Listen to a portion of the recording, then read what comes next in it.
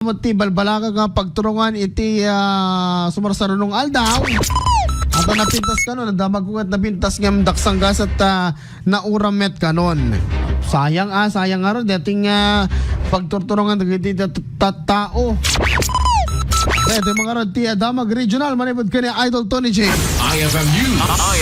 IFM News Regional. Awanti na i-report ang nadangran iti panakauram ti Aluminac Hospitality Incorporated iti Barangay Ambucaw, Santiago, Ilocos Sur. Segun kini Senior Fire Officer 3 Benjamin Lopez Jr., Acting Municipal Fire Marshal iti Santiago Police Station, ang nakangeg ti gwardya tinadakamat at tourist spot nga adda ti pimutok ket iditalyawen na nakita nan adakkelen ti uram. Napaspasmet ang nagkayamkam ti uram tinasaw nga establishmento. Kaputa daytoy ket naaramid iti light materials ken naangin iti dayta kanito. Naibayog ti may katlo nga alarma ti uram ken sa nga pulo ket Maysa fire trucks tinagresponde tapno masebseban ti apoy. Oras telas 12 tinga trabi idi masebseban ti uram ken naideklarar a fire out iti alauna ti parbangon.